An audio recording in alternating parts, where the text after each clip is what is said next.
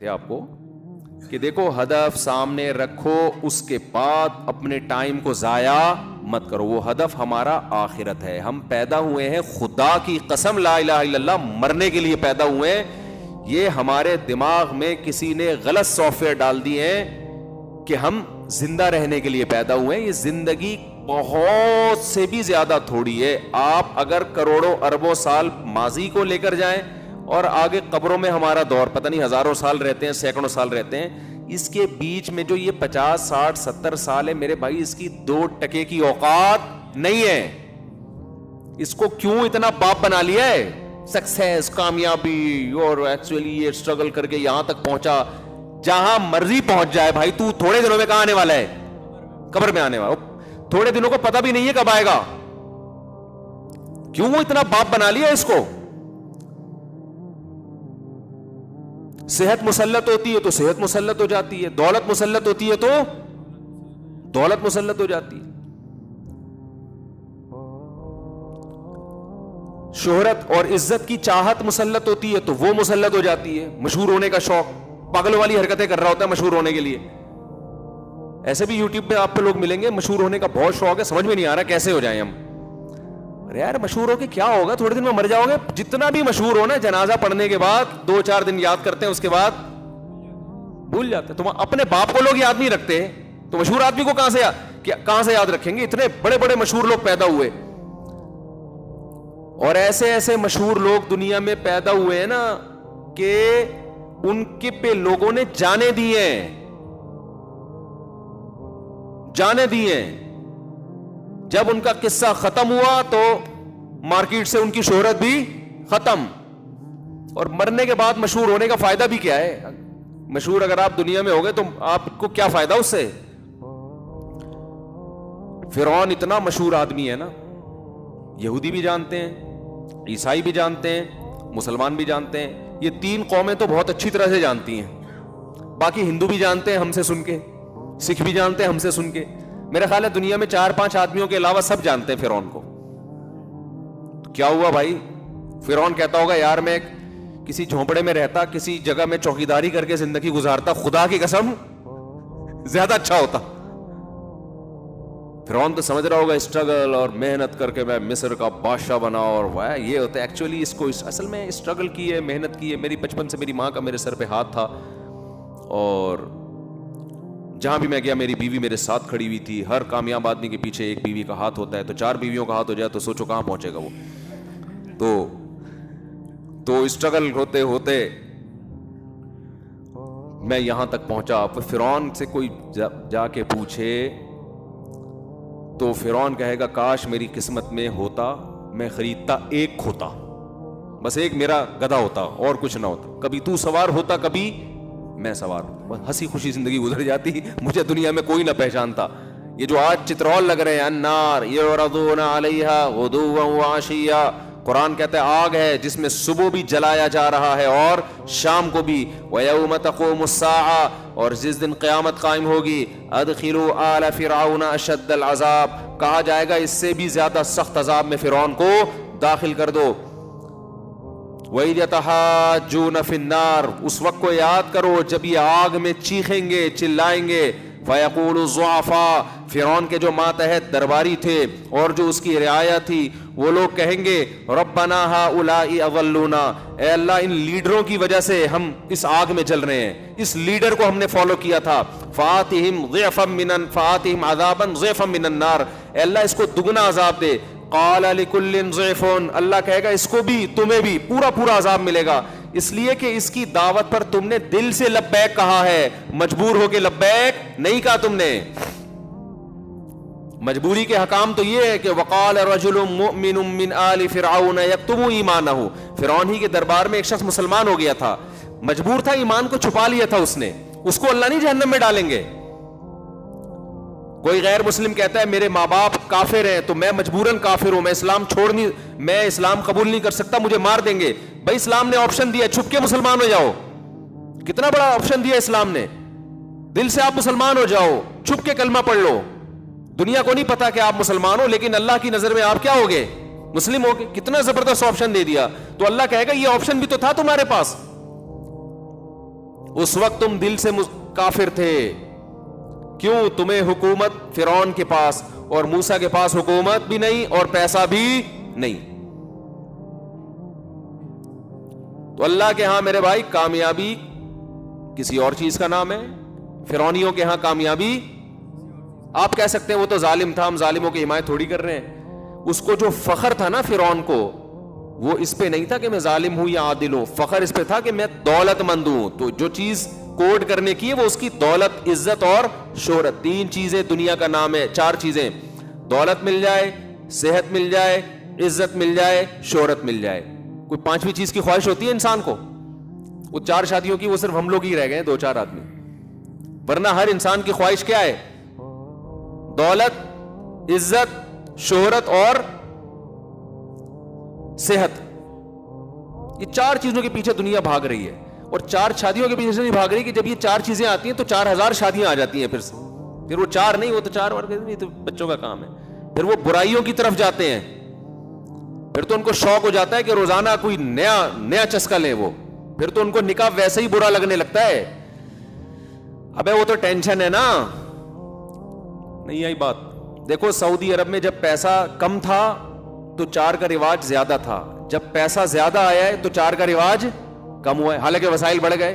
تو یہ جو 4 کی باتیں میں کرتا ہوں نا, لوگ کہتے ہیں کہ وسائل نہیں ہے, تو وسائل جب ہوں گے نا تو یہ 4 کا رواج اور کم ہوگا, بڑھے گا نہیں, کیونکہ عیاشی بڑھتی ہے.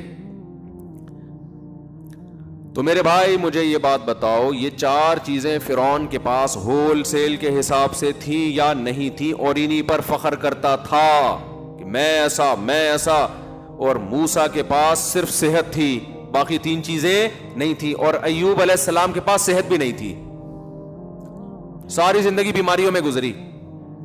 پیغمبروں کو اللہ اچھی صحت اس لیے دیتے ہیں تاکہ دعوت اور تبلیغ علی وجہ الکمال کر سکیں, اس لیے سارے پیغمبر صحت مند ہوتے ہیں. ایوب علیہ السلام کو ایک عام اصول سے ہٹایا گیا کیونکہ ان کی آزمائش یہ دی گئی, اور اس میں ہمارے لیے عبرت, تاکہ کل کوئی بیماریوں میں زندگی گزارتا ہے تو اس میں صبر کرے. کس کی سیرت دیکھ کر؟ ایوب علیہ السلام کی سیرت دیکھ کر. ورنہ پیغمبروں کی صحتیں اللہ بہت اچھی رکھتے ہیں, زبردست رکھتے ہیں.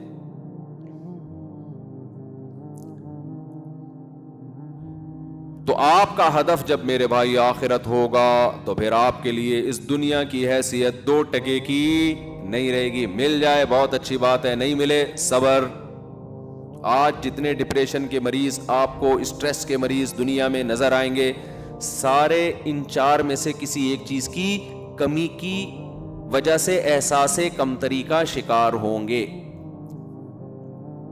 ہائے یہ اس کے ساتھ یہ ہو گیا, ہائے مجھے پاس تو کچھ بھی نہیں ہے, ہائے میرے پاس تو کچھ بھی نہیں ہے, ہائے میرے پاس تو کچھ بھی نہیں ہے, ہائے میں تو غریب ہوں, ہائے میں تو بی سے بغیرت ہوں, ہائے میں تو فلانا ہوں, ہائے میں تو یوں. یہ ٹینشن ہوتے ہوتے اس کے دماغ کو کیا کر دیتی ہے؟ خراب. مسلمان کی خوشی دولت میں نہیں ہے, مسلمان کی خوشی دنیا کو مسافر خانہ سمجھنے میں ہے. ٹرین میں جا رہے ہیں, چھکا چھک چیزیں آ رہی ہیں نا. ابے بھائی ٹرین کا بچپن کا سفر بڑا مزے کا ہوتا تھا, کھڑکی والی سائڈ پہ بیٹھتے تھے. ہمارے تو بہن بھائیوں میں پھڈے ہوتے تھے, کھڑکی والی جگہ نہیں ملی. جو بیٹھ جاتا تھا اس کو اٹھانے میں کئی گھنٹے لگتے تھے, اس کو گھسیٹتے تھے ہم, اٹھ بھائی میں بیٹھوں گا. تو اس میں کیا ہے, سفر میں انجوائے کرتا ہے نا آدمی. آج یہ آ رہا ہے, پھر وہ دریا آ رہا ہے, پھر ڈگڈم ڈبڈم, وہ جو نہیں پل پہ سے گزرتی اس کا الگ. مٹی کے گھر آ رہے ہیں, گائے بھینسیں دم ہلاتی آ رہی ہیں, پھر شہروں میں داخل. تو یہ بڑا ایک کیا ہوتا ہے, اس سے سفر کو بس اتنا ہی انجوائے کر سکتا ہے آدمی. اس سے زیادہ سفر کو لفٹ کرائیں گے تو ٹینشن بڑھے گی. آپ نے مزید لفٹ کرایا کہ کھڑکی اتنی اچھی, سیٹ اتنی اچھی, تو میں یہیں بیٹھوں گا, کیا یہ مجھ سے چھوٹ جائے گی؟ یہ ٹینشن ہے بھائی, یہ بھی ٹینشن. وہ دیکھو اس والے ڈبے میں, وہ بوگی میں وہ برگر کھا رہا ہے اور ہمیں ابھی تک برگر نہیں ملا. وہ بھائی منزل کا سوچ کے, ہم تو چونکہ نانی کے گھر جاتے تھے نا, کراچی سے ہم جون جولائی کی چھٹیوں میں نانی کے گھر جاتے تھے سرگودا.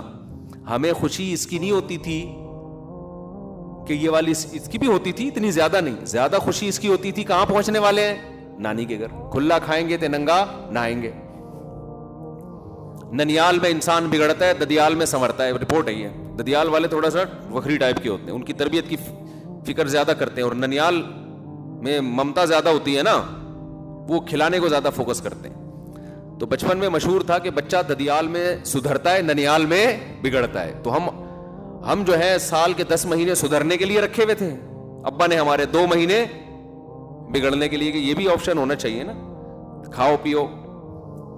تو وہاں جا کے پھر ہم کھاتے پیتے تھے.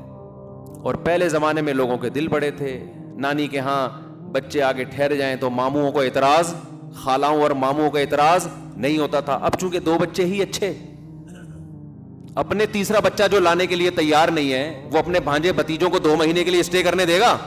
یہ فیملی پلاننگ والوں نے دل کیا کر دیے ہیں, کنجوس بنا دیے, چھوٹے دل. جو اپنے تیسرے بچے کو اس لیے نہیں لا رہا کہ خرچہ ہوگا, وہ بھانجے بھتیجے یا کسی بیوہ سے شادی کر کے اس کے یتیم کو پالے. یہ سب چیزیں مارکیٹ سے شارٹ, یہ جو اس کی اخلاقی برائیاں ہیں جو سوسائٹی میں آ رہی ہیں. ہم تو 2 مہینے جا کے ایسے رہتے تھے, صبح ایسے ہول سیل کا ناشتہ بنتا تھا. اور یہ جب جون جولائی کی چھٹی, اگر کوئی شادی بیاہ ہو گئی پھر 4 مہینے پہلے جا کے پڑ جائیں گے, ٹھیک ہے نا, اس کا اپنا مزہ ہے بھائی. لوگوں کی آمدنیں کم تھی, دل اتنے بڑے بڑے. تو ٹائم ہی نہیں ہے کسی کے پاس. تو خیر, تو ہمیں منزل کی خوشی ہوتی تھی. تو انسان کی نیچر ہے بھائی منزل کی خوشی. تو آپ کی منزل اگر اچھی ہے, اعمال اچھے ہیں, برائی ہو جاتی ہے, توبہ کی توفیق ملتی ہے, تو لائف کو کیا کرو, انجوائے, ٹھیک ہے نا. ہمارے حضرت مفتی رشید احمد صاحب رحمہ اللہ اتنے خوش رہتے تھے. دیکھو بڑھاپے میں تو انسان کی ٹینشن بڑھ جاتی ہے کہ اب یار اب تو میں دنیا سے چلا جاؤں گا, اب تو یہ ہائے میرے بچوں کا کیا ہوگا, ہائے میرے. ہمارے حضرت کا جیسے جیسے عمر بڑھ رہی تھی, ہم دیکھتے تھے حضرت کے چہرے پہ خوشی کے آثار کم ہونے کے بجائے بڑھ رہے ہیں. اور اس کی خوشی کی وجہ سے صحت اور اچھی ہوتی چلی جاتی تھی. اس کی وجہ سے صحت کیا ہوتی تھی, اور اچھی. ڈاکٹروں کو قریب نہیں آنے دیتے تھے, بس ان کو یہ پتہ نہیں کیا مسئلہ تھا حضرت کے ساتھ. حضرت کہتے تھے میری عمر ہو گئی ہے 78 سال, میں اگر بیمار ہو جاؤں تو مجھے آرام سے مرنے دو گھر کے اندر, ہسپتالوں میں مجھے لے کر مت جاؤ. اس میں حضرت یہ کہتے تھے کہ اگر کوئی, حضرت کی اپنا نظریہ تھا, میں یہ نہیں کہہ رہا کہ میں اس نظریے سے متفق ہوں, ڈاکٹر لوگ پریشان ٹینشن میں آ جائیں گے, بولے ہمارے خلاف باتیں کر رہے ہیں, تو میں حضرت کی بات نقل کر رہا ہوں. حضرت کہتے تھے کہ حضرت ساری زندگی ڈاکٹروں سے دور رہے, کمال کی بات یہ, اور ایسے سلم اسمارٹ تھے, اتنا اونچا قد تھا, اور ایسا چہرے پہ بڑھاپے کے آثار نظر نہیں آتے تھے. 78 ایئر میں بھی فٹ فاٹ بالکل, کوئی شوگر نہیں, بلڈ پریشر نہیں, ساری زندگی ڈاکٹروں سے دور رہے. میں ڈاکٹروں کے خلاف نہیں ہوں بھائی, ہم بھی ڈاکٹر, ہمارے کل آج فجر میں اتنی اچھی گپ شپ ہوئی ڈاکٹر صاحب سے. تو میں حضرت کا ایک کانسیپٹ آپ کے سامنے پہ, ان کا یہ نظریہ تھا کہ تمام دوائیں بچوں کی پہنچ سے تو دور رکھو, تمام بچے بھی ڈاکٹروں کی پہنچ سے. لیکن میں آپ کو بتاؤں, بچہ بیمار ہو تو چائلڈ اسپیشلسٹ کے پاس لے جائے گا, زیادہ فنٹر بننے کی کوشش نہ کریں. ہر آدمی کے حالات ایک جیسے نہیں ہوتے. تو حضرت کا یہ تھا ساری زندگی ڈاکٹروں سے دور. تو حضرت کی وصیت تھی میں جتنا بھی بیمار ہو جاؤں مجھے ہسپتال لے جانے کی اجازت نہیں ہے. یہاں تک تھا کہ اگر کوئی ایمرجنسی میں خدا نخواستہ کوئی دہشت گرد نے حملہ کیا, زخمی ہو جائے, پھر تو ایک الگ بات ہے, لیکن بیمار ہو جاؤں تو مجھے لے جانے کی اجازت, یہ وصیت.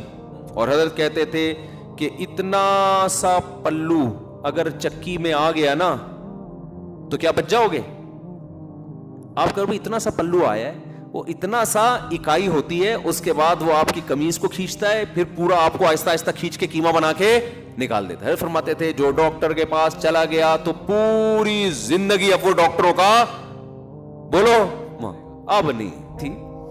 وہ کہتے تھے آپ کہے کہ مجھے یوں ہے تو وہ دوا دے گا تو وہ ٹھیک ہو جائے گا, اس کے بعد کچھ اور تھوڑے دنوں میں شروع, پھر وہ ٹھیک کرنے کے لیے گئے تو وہ ٹھیک ہوگا, پھر کوئی تیسری چیز شروع. تو ایسے ہوتے ہوتے تو وہ اپنی صحت کا ان کی مینٹین ایسی رکھی تھی, بیمار ہوتے ہی نہیں تھے. ہو گئے تو ہومیوپیتھک کے کبھی 2-4 ڈراپ لے لیے یا کوئی ہم حکیم کی ہلکی پھلکی دوا کھا لی, اس کے علاوہ تو خیر. لیکن آپ جائیں, آپ فنٹر بننے کی کوشش نہ کریں, تو کوئی صحیح ڈاکٹر ہو کوئی. تو میں یہ عرض کر رہا تھا میرے بھائی, ہدف کو متعین کرو. ہمارا ہدف دنیا نہیں ہے, ہمارا ہدف آخرت ہے. پھر اللہ کی قسم اس کا سب سے پہلا فائدہ کیا ہوگا, آپ کو اللہ زندگی کی خوشیاں دے گا. ہمارے حضرت کو جیسے تھا نا بڑھاپے میں کہتے ہیں بس جانے والے ہیں دنیا سے, تو کسی نے کہا حضرت اتنے بیمار ہو گئے تو مر جائیں گے ہاسپٹل. فرمایا تو مر جائیں گے تو 78 میں بھی نہیں مرے تو پھر کب مرے بھائی؟ اب ننیال آ جائے جلدی, کیا خیال ہے؟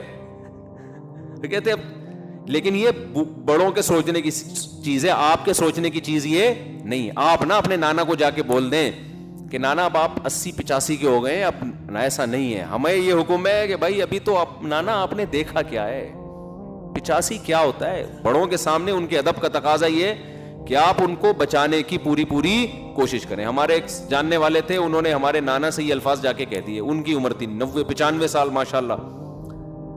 تو ان کو جا کے کہہ دیا کہ ہم نے سنا ہے کہ اس عمر سے پناہ مانگی گئی ہے. ابے ہم نے کہا ان کے سامنے بتانے کی چیز تھوڑی ہے یہ, پناہ بھی نہیں, اور پناہ بھی اس صورت میں مانگی گئی ہے کہ انسان طویل عرصے بوجھ بنا رہے زندگی کی. وہ تو ماشاءاللہ چلتے پھرتے تراویح پڑھتے تھے مسجد میں جا کے.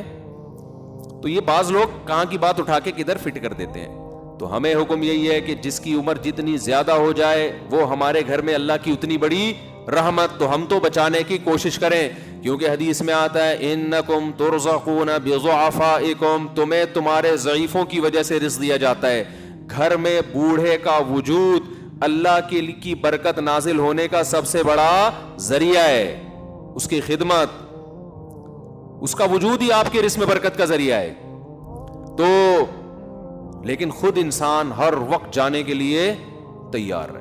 تو پھر وہ ہم اگلے ہفتے پھر اسی ٹاپک کو لے کے چلیں گے. کیا کریں, ہمارا بیان ہے ویسے ہی چل رہا ہوتا ہے, ٹاپک مکمل ہی نہیں ہوتا. تو اور اس کو چلا دیں گے, کوئی اتنا بڑا مسئلہ نہیں ہے.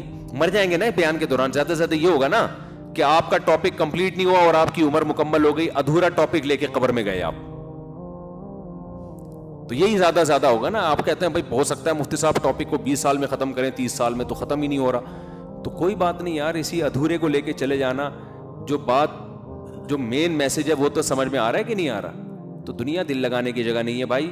اصل کیا ہے, آخرت. تو کامیابی کا آپ یہاں فیصلہ نہیں کر سکتے کہ دولت دیکھ کے یہ کامیاب اور عزت دیکھ کے کامیاب. اور بھائی اگر یہ عزت آخرت میں کام آئے گی تو پھر تو ٹھیک ہے, نہیں کام آئے گی تو فرعون کہے گا کاش میں چوکیدار ہوتا, کاش میں جھونپڑے میں رہ کے ہنسی خوشی زندگی گزار کے چلا جاتا, کاش میری قسمت میں ہوتا میں خریدتا ایک کھوتا, کبھی تو سوار ہوتا کبھی میں سوار ہوتا, بس اتنا ہی ہوتا, اس سے زیادہ کچھ بھی نہ ہوتا. تو یہ ہماری بھی کہیں چاہت نہ ہو جائے. آخرت کو فوکس کرو. اللہ ہمیں سمجھنے کی, عمل کی توفیق